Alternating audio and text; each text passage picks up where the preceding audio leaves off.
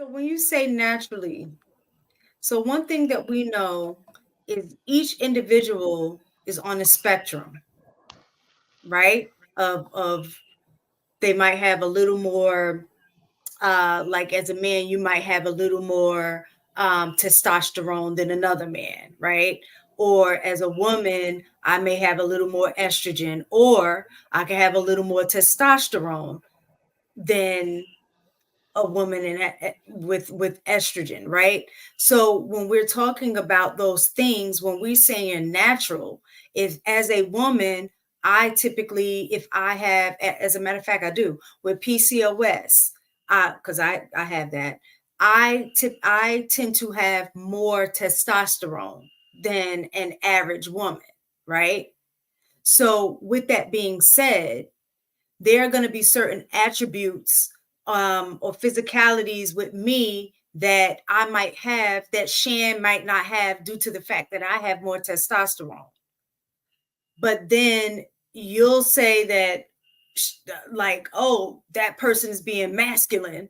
But it's like you said, it's a natural biological rationale behind that. Same thing that can happen with men. You might have a man that have a little more estrogen, and those things can come out in certain ways, and they go, oh, he's a little feminine, which I think is very unfair because that is natural to you and your makeup, and to me and my makeup. And so when we try to put these people in a box, it make them not actually enjoy the full expression of their individual humanity.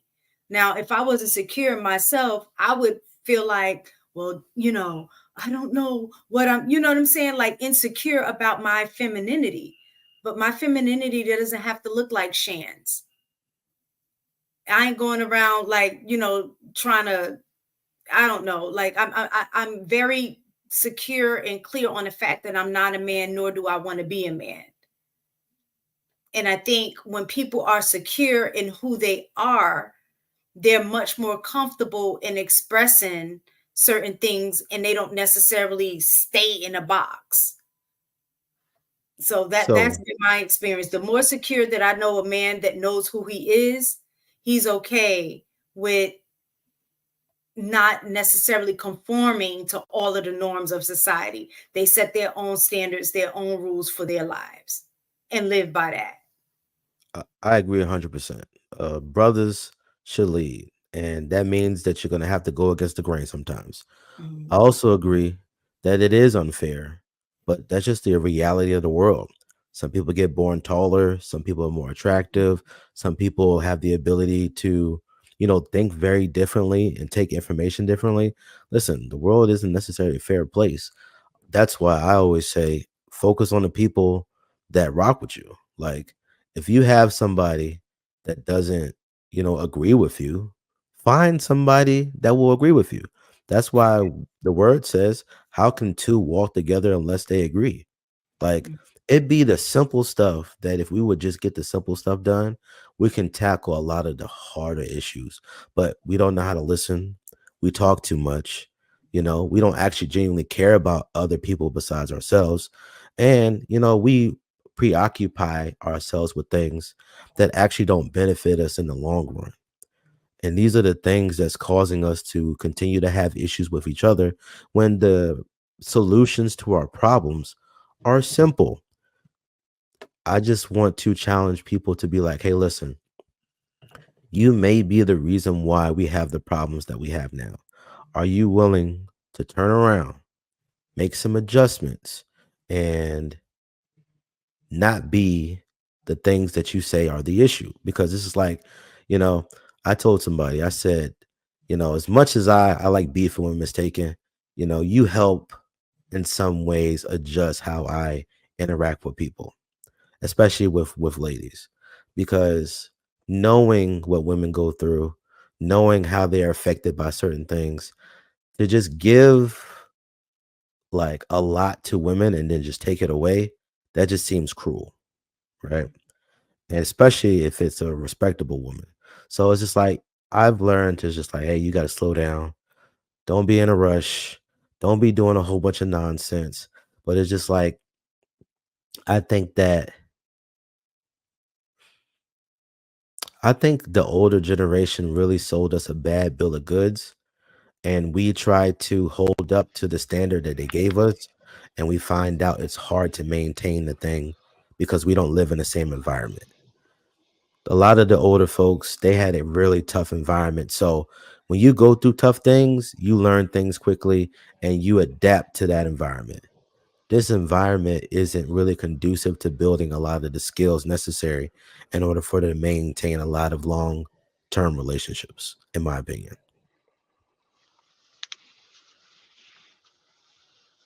Did anybody else want? Because I still want to talk about the first part. Do you guys think it's a double standard?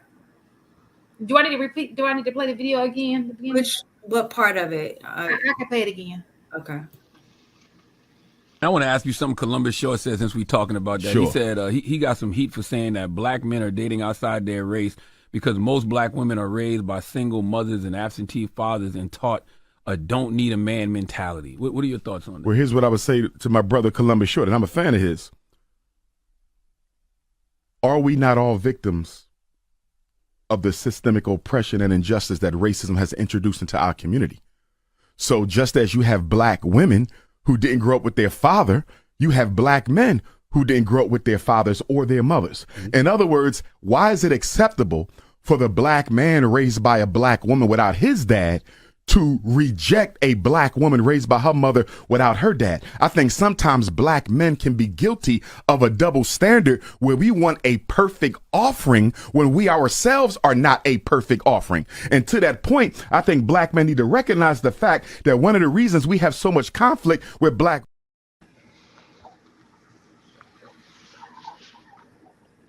I personally do not agree that majority of men don't want a quote unquote perfect offering. What we want is for you to try. And a lot of women just don't be trying because they tired. They work hard just like the men work hard and they do all the things that the men do now. And it's just like, yo, it's like they just like, I'm tired. And the stuff that you want me to do, I just don't feel like doing it because just I'm just tired. And I just like it's unfortunate because, they have to make money and pay bills and take care of themselves until a man is willing to do so.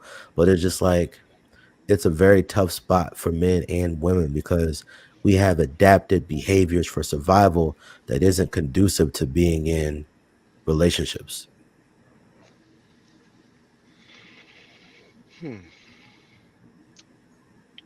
Uh, yes, there's a double standard. I didn't want to admit that. There is a double standard. And I wholly agree with what HD said. I wholly agree with it. But before I continue my answer, ladies, what do you regularly ask from your man? Time. That's Time. it. That's it. That's You it. said on a regular, yes. That is something that will occur on a daily basis. I need time. What does, same goes for you, Shan? Yeah. What do you ask of your man? I mean, what does your man ask of you regularly? So there are things that he has made very clear that he likes. And that is he likes breakfast, like I was saying, breakfast in the morning. If he has to go to work, he likes his lunch to be, and so those things, I usually have like a lunch box in the refrigerator, but he goes to lunch. Yeah.